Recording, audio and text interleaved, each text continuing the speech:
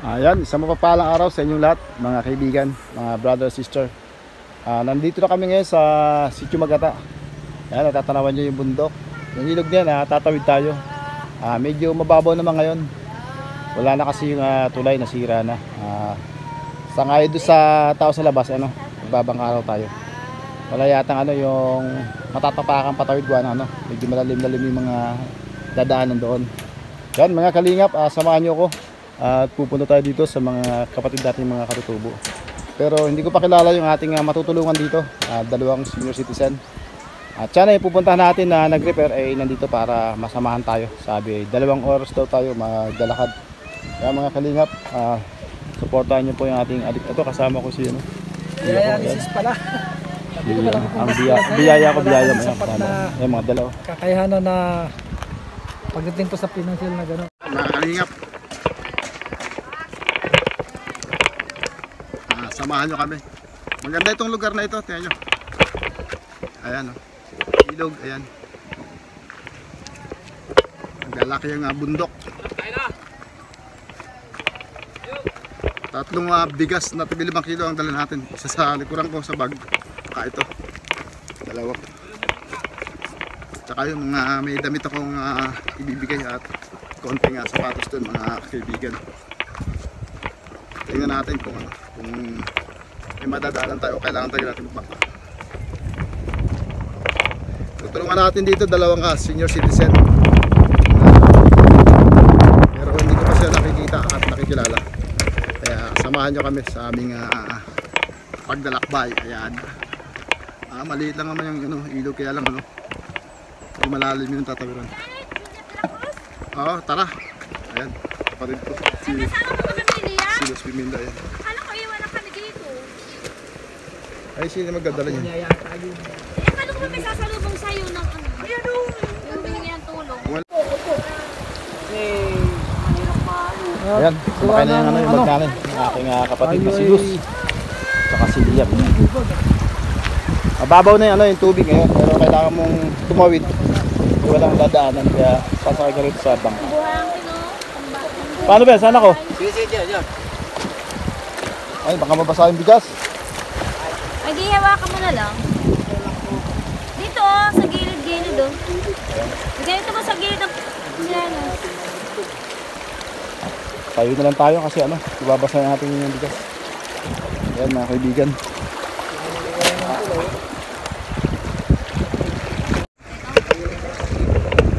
Ang lakas kasi, salubong lakas ng agos nun. Si Luz, kapatid ko yun. Kasama yung anak niya. Tawid tayo ng ang ilog. Buwis buhay. Get it. Get it. You get it. Yan, meron tayong dalawang senior citizen na karutubong natin yung tutulungan sa nito. God is good all the time. Ayan, nakatawid na tayo. Tatang, nag-ano oras kayo? Hanggang ano oras kayo? Ay po. Ikaw lang dito, Tata, nagbabangka. Mamaya na pagbalikan pagbayad. Sige. Para isang bayad. Ayan.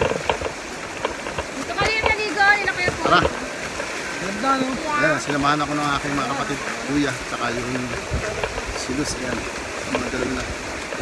Hindi kasi natin madadala mag-isa. Ayan, dadaan tayo sa may tabi ng ilog. Ayan. Sama niya anak na kasi gusto maligo dito. Siguro mamaya na sa makakapaligo pa, balik na kami. Mga dala tayo para sa likod ko pa, yung iba.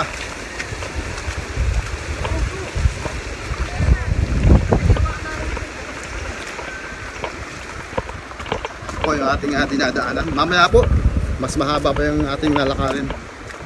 Pag nakarating tayo sa bahay na mag-guide sa atin kasi 1 oras na yun, nakarampa. Ganda ng ilog, tahimik yung ng agos ng tubig. Ayan. Masarap maligo.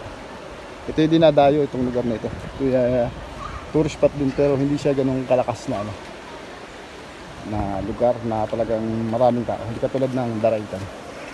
Pero halos itong parts, isang kalahati nitong parts na ito ay nasasakop din ng Daraitan. Ayan.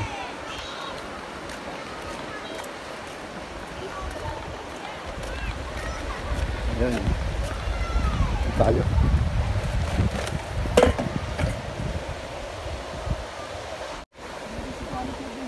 Ay, sila yun, tatlo.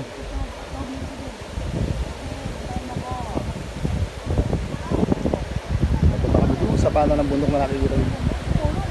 Dito ang punta namin. Kasi akit kami pataas kasi nandun yung tutulungan namin dalawang senior citizen. Diyan muna kayo mga kalingap. Ang batayan nyo yung aming pagpanikuli. Tanong tayo, kuha tayo ng idea kung magkano yung rentahan dito naman. Brother, magkano ano dyan? Upahan dyan? 4,500 po. 4,000 to 4,000. Ilang araw yun?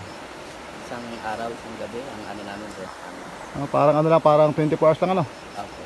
Kaya ilan ang ano, capacity? 5 tao naman po yung capacity namin. 5 tao. Ano, yung kuryente, libre na yun. Solar po gamit nila dito. Solar ba yan? Ayun. Tapos wifi, ibayad ng 300. May wifi dyan. Okay naman pala. Tapos pag mag-ano kayo mag-adventure sa ano yun, sa water tubing nila, 300 per head. Per head, ang mahal ah. Yung ano naman nila, yung sa falls nila, ano eh, pag sinama yung sa tour guide, balik po 200 per head. Mga tiga saan sila? Mandaluyong po. Mandaluyong. Saan? Sa loob, sa labas? Labas lang. Addition Hills po. Diyan lang ako sa baba, sa Tanay, sa proper. Taga-Tanay lang dito. Oo. Kasama kayo dumaan tatlo kanina. Yung may isang bata at saka babae na lang. Mag-ano rin po kayo? Mga kapatid ko yan ha. Mag-ano rin kayo? Magbablog ako. Good. Tutulong ngayon, charity. Ay nawala. Sa sa mga katutubo. Marami pong katutubo dito. Hindi na masyado, marami pa rin yung katulad natin. Parang caretaker nila dito, katutubo yata. Oo. Napasilip yung aking YouTube channel. Ano pong YouTube channel nyo? Tulong mo na lang sa akin yun. Ano? Kalingap Edward T. Kalingap, Oo. Edward, TY. TY. Oo. Sige po. Sige. Salamat, brother. Sige, salamat. God bless. God bless din po. Ingat kayo. Sama ko si si Kalingap Rob, sila Kuya Bal Santos Matubang. Ayan, nandito na yung mga Kalingap. Doon sa magsasama sa atin. Doon po sa kabilang ilog. Ay, yung asawa mo, saan? Nandun po sa Manggahan. Okay. Nanikas po kami ng kalamansi. Wala nang itasan. Pupuntahan kasi kami dito, yung binibigay ng bayaw mo. May dalawang matanda rin dyan sa taas. Yun ang sadya namin ay ipapasama sana ako sa kanya. Si ano po? Si Ate Lalak. Yung hipag mo. Oo. Sige, baka siya pwede. Wala, itawag mo si mama mo. Ayan, yung kapatid niya. Yung... Sabi may depression. Opo. Agi Wala, na. hindi na nga po nauwi. Nasa Daraitan po. Wala dyan. Kasi itong aming dala, para doon lang sa sa sinasabi ng bayaw mo. Ano pangalan ng bayaw mo? Berio po. Yung dyan, nandun. Oo. Si Beryo, ayun. Ayan mga kalingap, wala dito yung kanyang bayaw. Yung kanyang hipag na lang, marahil na magsasama sa atin papunta rin sa taas na sinasabi niya ni Beryo. Gusto dalawang katutubo. Ikaw brother, pangalan mo? Sami po. Sami. Katutubo ka, hindi ano? Hindi. Ayan, tiga tiga saan ka? Tagarawang po. Tagarawang, ayan. Diyan muna kayo mga kalingap. Antayin natin yung si pangalan nyo, antayin natin. Si Ate Lalak po. Si Ate Lalak, si Lalak. Ayan. Magandang umaga. Magandang umaga po. Sadya ko sana yung kuya mo eh. Ano po? Si Beryo. Kasi di ba nung tayo namigay kami dyan, sa kubo nyo yan, di ba, may sinasabi siyang dalawang matanda dyan sa bundok. Na Dasa ano po yun? Sa Mga Bantawiran po. magkahiwalay ba yung dalawang matandang yan? Opo. Magkasama po din sila sa isang bahay. Pagkakagabi. Adi para isang pamilya ba sila o ano? Sa sila po ay magkapatid. Pero may sarili silang tig-isang bahay. Opo. Tapos minsan, Magkasama lang po sila pag gabi matulog. paggabi. Wala silang, Pareho po silang babae ay. wala silang mga asawa. Wala po. Mga mataedad na din po sila. Yung po isa tumandang dalaga. Yung isa naman po ay Magandang umaga po. Senior na ba yun? Senior? senior na po. Yung dalawa. Bali isa may asawa. Yung po isa wala din at yung balo na. Bali na siya. Parang babae ba yan? Pareho pong babae. Ay, magkapatid na. Matanda pa sa tatay mo yan. Wari ko po. Pwede bang Sila nanay pero ni tatay. Tati. Pwede bang? Sila Valentin yan, palagi sa Carbon. Pwede ba sanang samahan mo ko dun? Sama ko po kayo. Kaya sandali lang po. Tapos Sama mo. Sam! Sam! Ayan. Samahan! Ayan, kasama natin si Lalak ngayon. Wala kasi yung kuya niya. Kaya siya yung nagsama sa atin. Para doon sa dalawang magkapatid. Na byuda raw yung byuda raw yung. Isang matandang dalaga. Ayan, matandang dalaga tsaka byuda. Bali, magkasama na lang daw siya sa bahay. Ayan, ganda. Tatawid tayo ng tulay. Saan tayo? Ito ba bundok na ito? Ito.